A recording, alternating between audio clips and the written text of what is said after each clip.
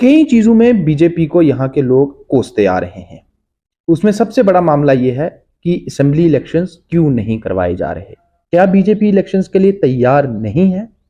उन्हें लगता है कि वो हुकूमत नहीं बना पाएंगे तो इसलिए इलेक्शंस नहीं करवा रहे। क्या पार्टी को लगता है कि गवर्नमेंट नहीं बन पाएगी तो इसलिए वक्त डिले किया जा रहा है कि कहीं एक ऐसी वेव आ जाए कि हम गवर्नमेंट बना सकें। और कुछ तो ये भी कहा जाता है कि शायद बीजेपी 2024 इलेक्शन में ही, जब सेंट्रल इलेक्शंस होंगे तभी जे.एंड.के के इलेक्शंस करवाएगी ताकि मोदी वेव में ये वाली जो एक कड़ी है ये भी कामयाबी के साथ पार कर ली जाए। क्या वजह है? जिस दिन भी इलेक्शन होंगे, सरकार की अगर हम बात करें तो भारतीय जनता पार्टी की सरकार जम्मू कश्मीर में बननी है। ये दावा है 50 पार, अब की बार 50 पार। क्या सच में 50 पार हो पाएंगे या उसी तरह पीडीपी के साथ या किसी और लोकल पार्टी के साथ, रीजनल पार्टी के साथ गवर्नमेंट बना दी जाएगी जिसको अभी कोसा जा रहा है?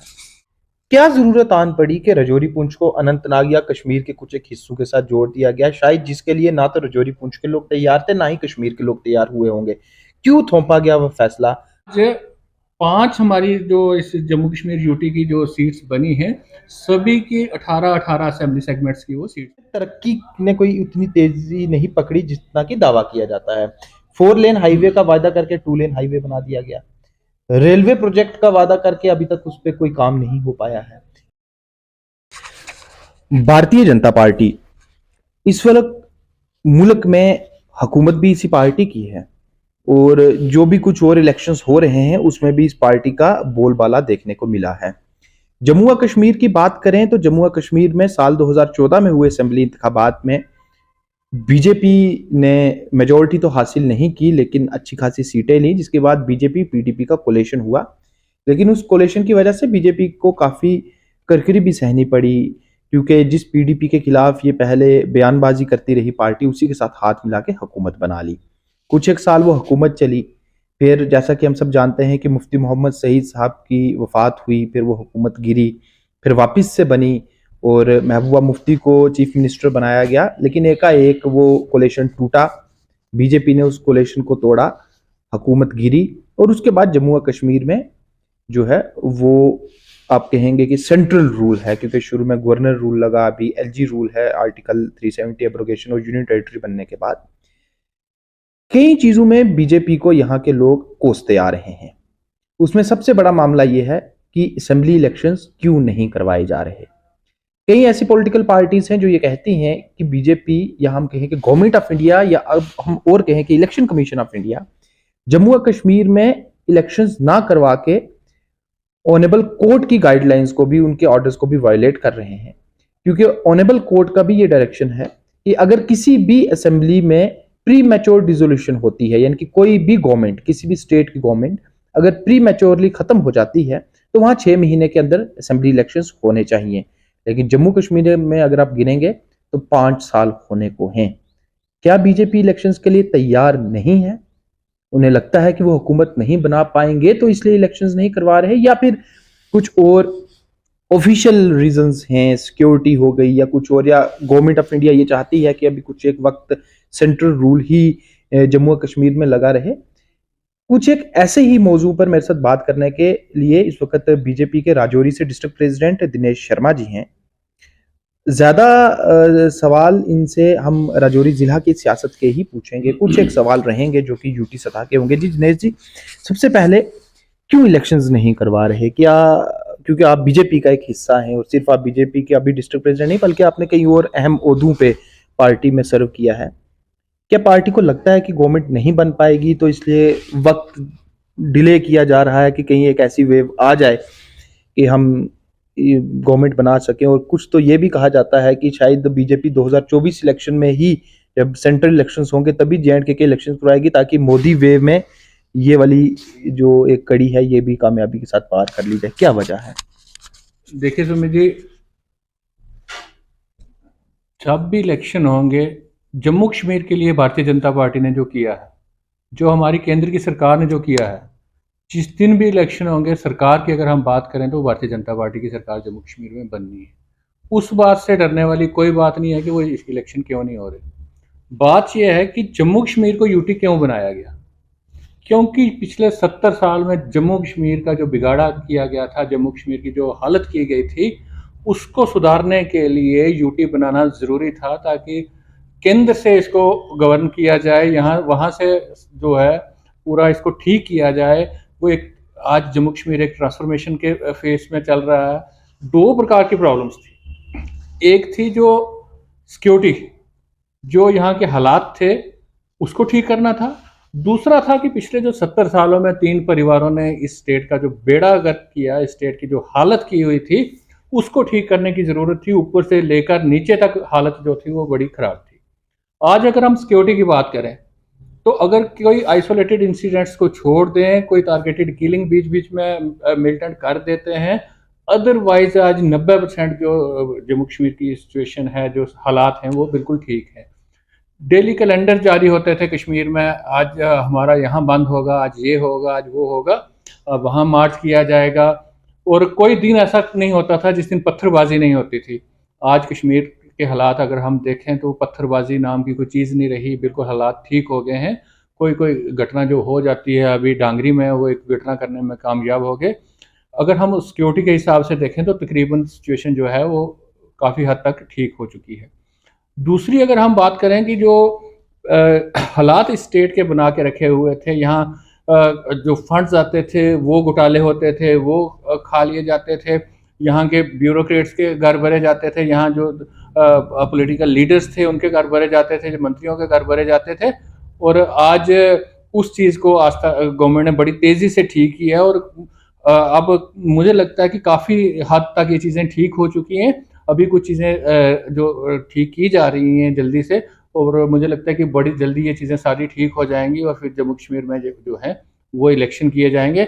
और कोई दूसरा कारण नहीं है कि चुनाव ना करवाने के लिए, बीजेपी चुनाव से नहीं डरती है। इलेक्शंस के लिए कितनी तैयार है पार्टी? दावा है 50 पार, अब की बार 50 पार। क्या सच में 50 पार हो पाएंगे, या उसी तरह पीडीपी के साथ या किसी और लोकल पार्टी के साथ, रीजनल पार्टी के साथ गवर्नमेंट बना दी जाएगी जिसको अभी कोसा जा रहा है?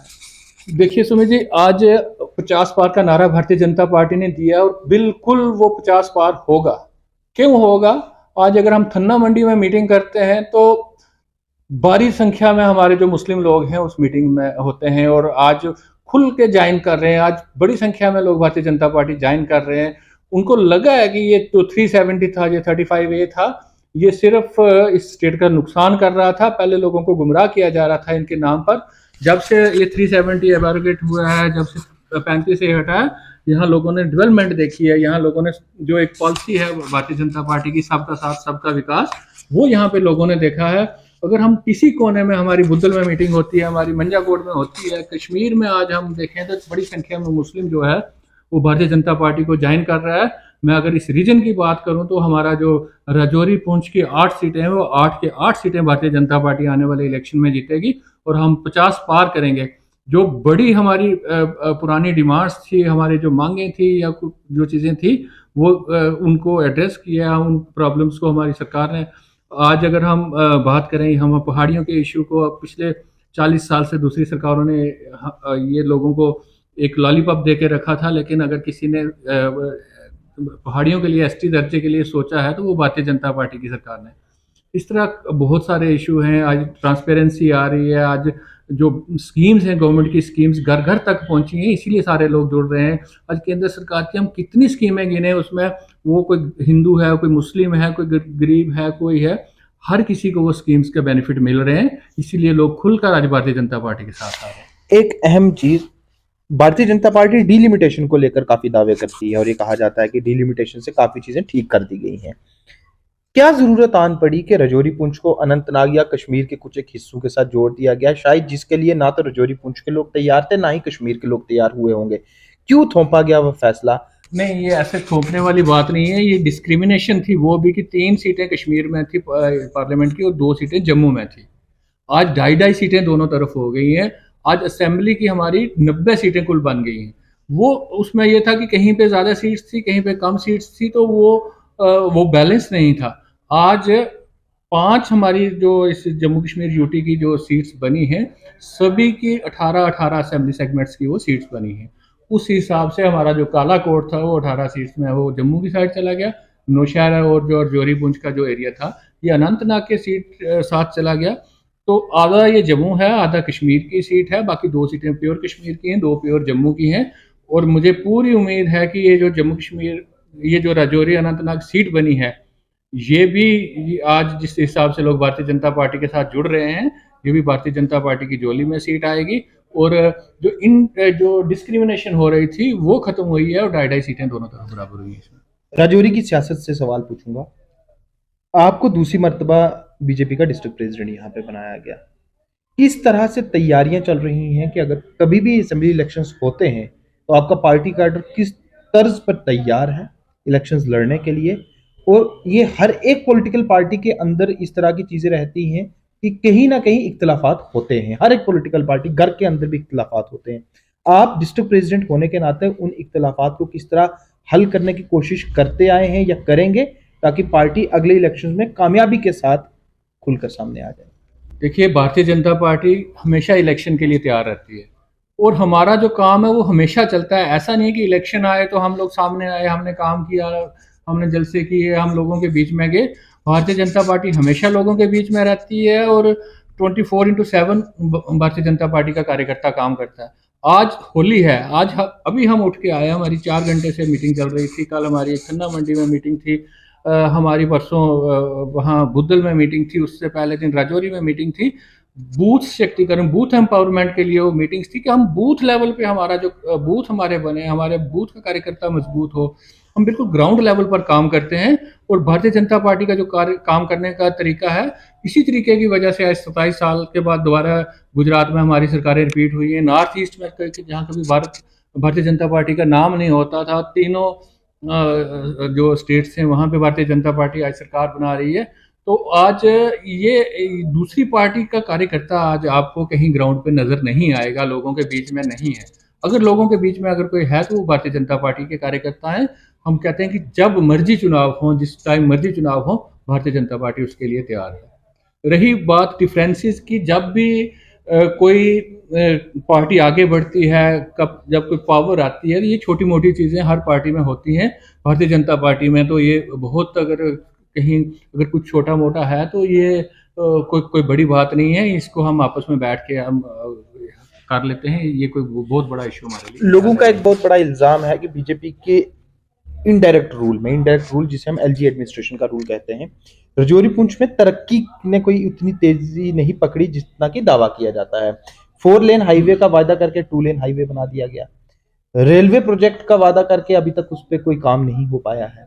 मिनी सेक्रेटरीट का काम जू का तू लटका पड़ा हुआ है। यहाँ maternity hospital, mother and child care hospital बना, उस पर कोई पेशरफ्त नहीं हुई, वहां अभी तक पोस्ट तक सैंक्शन नहीं हुई है। लोगों का साफ इल्जाम है कि दावे बड़े बड़े हैं बीजेपी की तरफ से भी और बीजेपी के इनडायरेक्ट एलजी एडमिनिस्ट्रेशन के भी, लेकिन जमीनी सतह पर हालात वैसे के वैसे हैं। आज अगर हम बात करें डेवलपमेंट की बात करें तो कुछ 2-4 आपने डेवलपमेंट्स के वो गिनाए हैं, लेकिन अगर हम ओवरऑल डेवलपमेंट की बात करें तो आज अगर आप यहाँ से थन्ना मंडी जाएंगे, धराल जाएंगे, बुद्धल जाएंगे, मंजाकोट जाएंगे, तो सड़कों का जाल बिछा हुआ है। जो लोग मिलिटेंसी में अपने गांव छोड़ के भाग आए थे, आज वो सब लोग जिन्होंने राजौरी में घर बनाए थे, कहीं बेचारे किसी गरीब ने भी कहीं आके यहाँ नाले के किनारे, कहीं पहाड़ी पे, कहीं थोड़े 2 मरले जगह लेके अपना घर बनाया था, आज वो सभी लोग अपने गांव में वापस चले गए हैं। हर घर के साथ कनेक्टिविटी जुड़ गई है। ये पिछले 8-10 सालों में जो काम हुआ है, जिस तरह से रोड्स बनी हैं, जिस तरह से सौभाग्य स्कीम के तहत आज अगर कहीं किसी का घर 2 किलोमीटर दूर पहाड़ी पर था तो वहाँ भी खंबा और ट्रांसफार्मर पहुंचा है, उसके घर भी बिजली पहुंची है। आज जल जीवन मिशन में अभी हम बता रहे थे कि हमारा जो थन्ना मंडी का वो थन्ना मंडी ब्लॉक है, वहाँ पे 120 करोड़ का वहाँ पे काम जो है सिर्फ जल जीवन मिशन में उस एरिया में हो रहा है। तो अरबों खरबों रुपए लोगों की बेसिक फैसिलिटीज के लिए लगाए जा रहे हैं, बिजली के लिए लगाए जा रहे हैं, पानी के लिए। हमारी जो सड़कों की बात करें, रही बात जो 4 लेन हाईवे की हम बात कर रहे हैं, 4 लेन जो था वो गवर्नमेंट ऑफ इंडिया का एक क्राइटेरिया है। अगर वो उस पर कितनी गाड़ी चलती है, अगर वो उस क्राइटेरिया में हम लोग नहीं फॉल कर पाए, जब वो एक सर्वे हुआ तो जो इस रोड पे गाड़ियां चल रही थी वो कम थी, इसलिए वो जो है वो 4 लेन के बजाय वो इसको हम 3 लेन कहें या double lane with paved edges जो इसको नाम दिया गया है। लेकिन अगर हम इस रोड की बात करें, जिस तरह से ये रोड बन रही है, आज हम जब जम्मू जाते हैं तो वो जो रोड के जितने मोड़ खत्म हो गए हैं, बड़े बड़े इसमें फ्लाईओवर्स बन रहे हैं, टनल्स बन रही हैं, एक ज़बरदस्त रोड, जो मुझे लगता है कि 2 घंटे से ज़्यादा सफ़र नहीं राजौरी और जम्मू के बीच में रहेगा। बहुत अच्छी रोड बन रही है, 4 लेन नहीं लेकिन बहुत अच्छी रोड बन रही है। जहाँ तक रेलवे की बात है, और हम बार बार ये रेलवे एक छोटी चीज़ नहीं है, जम्मू पुंछ रेलवे के लिए हम डिमांड जो है वो उठा रहे हैं। मदर चाइल्ड हॉस्पिटल की अगर आपने बात की, वो बिल्डिंग बिल्कुल बन के तैयार है। हमारे ऑनरेबल मंत्री केंद्र के जो पीछे यहाँ आए हुए थे अर्जुन राम मेघवाल जी, हमने उनके सामने भी ये इशू रखा था।